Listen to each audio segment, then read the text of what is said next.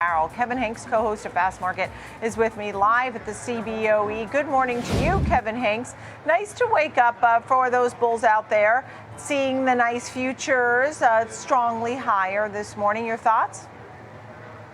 Yeah, good morning, Nicole. Yeah, an up morning after a shaky Friday. A lot of comments from the Trump administration.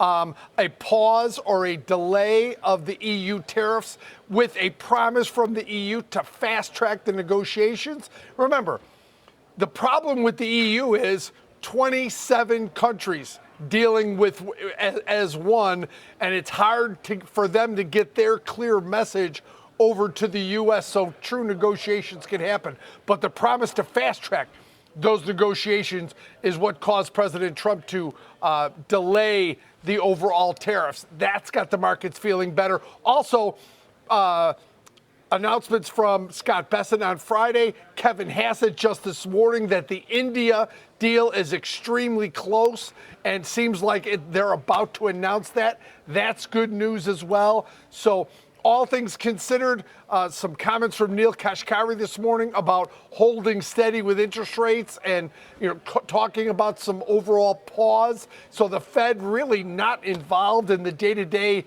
life of the financial markets. They're on the sidelines for now. But all things considered, the delay of the EU trade deal, some positive comments there, has the markets feeling pretty good about itself. We did get some durable goods data at 7:30 Chicago time, 8:30 Eastern. It was better than expected, even though the headline number was down 6.3%. The expectations were down anywhere from 7.8 to 8.1%.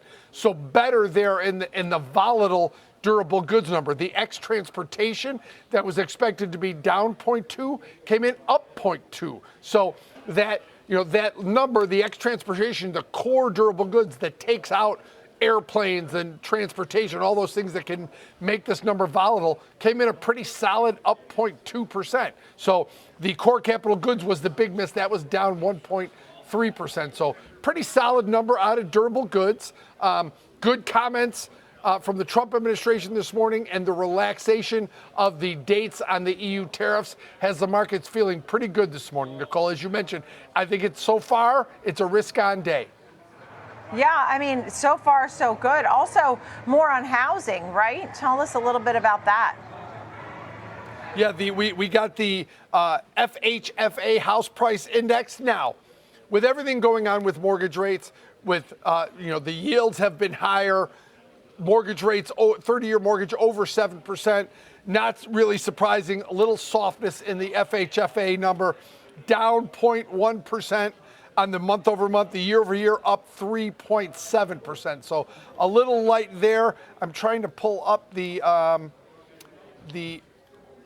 data from the Case-Shiller. I don't have that yet, but I'm about to pull it up. And let's see. Those numbers are, just give me a moment here. Case-Shiller, yeah, here's the go. The 20 city adjusted down 0.1, similar to the FHFA number. 20 city unadjusted month over month up 1.1%, and the year over year numbers 4.1%. So again, less than expected, but like I said, with where mortgage rates are, with where yields are right now, not really surprising that the housing market is in a bit of a stall here, Nicole. Yeah, really interesting. And that's the word I've been hearing, too, the stall. I told you I spoke with a home builder. I spoke with Dolly Lenz and Jenny Lenz from Dolly Lenz Real Estate. There's sort of this pause. But at the same time, I mean, if people want to buy a house, you got to buy a house. And you have to finally come to this level of acceptance of 6 or 7% for a mortgage rate, coupled with a high insurance rate, because we know insurance rates have been going up for home ownership, for automobiles and such.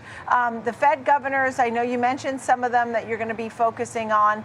And, I don't know what the Fed's going to be doing. Are we still at 2 cuts for this year? Yeah, Fed comments have been very boring lately because they keep talking about we need more information. We're on the sidelines right now. We're waiting for tariff and fiscal talks to wind down, and we need a clearer path on what's going on in inflation, and the effect of tariffs on the overall market. So Neil Kashkari came out this morning talking about, strong hands and holding on right here. So every time that the Fed members say this, and I expect more of that, boy, their message has been very consistent throughout all the Fed speakers that we're going to wait for more information. We're in a good spot. So I expect more of that today, kind of boring commentary as we get. But when we do that, Nicole, as you know, we push those dates out further for a rate cut, and they get less, frankly, right? A lot of people now it was 3. A lot of the conversation now going to 2 or maybe 1. Goldman Sachs has 1 coming up only in December. So you're seeing a lot of commentary like that. The numbers seem to be drifting to later in the year and a bit less. So, but we are going to get personal income and outlays on Friday, that core PCE number that may change some of those expectations. Remember, amidst all this uncertainty from the Fed and tariffs, the inflation numbers have been great. All inflation is coming down across the board. Every number. We'll get another number on Friday in PCE, so we'll watch how that comes out. But the inflation data has been excellent in terms of inflation coming down. We'll see how that works out through the Fed and if there's any change in Fed commentary. All right. A good setup for a very busy week, Kevin Hincks. Thank you at the CBOE. We'll see you later. Thank you.